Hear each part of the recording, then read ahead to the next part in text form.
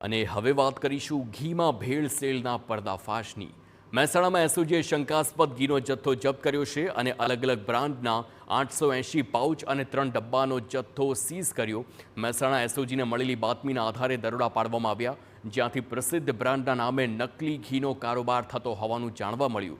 Branded ઘીના કોઈપણ પ્રકારના bill ન મળતા પોલીસે કાર્યવાહી કરી છે અને એકની અટક સાથે કુલ 3,11,600નો મુદ્દામાલ જપ્ત કરવામાં આવ્યો। તપાસ માટે ફૂડ એન્ડ ડ્રગ્સ વિભાગ સાથે એફએસએલની પણ મદદ લેવામાં આવી છે।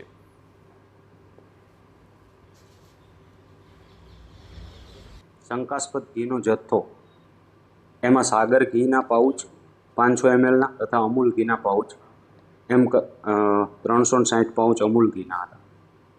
એમ કરીને ટોટલ શંકાસ્પદ ઘી છે એ 3,11,600નો મુદ્દામાલ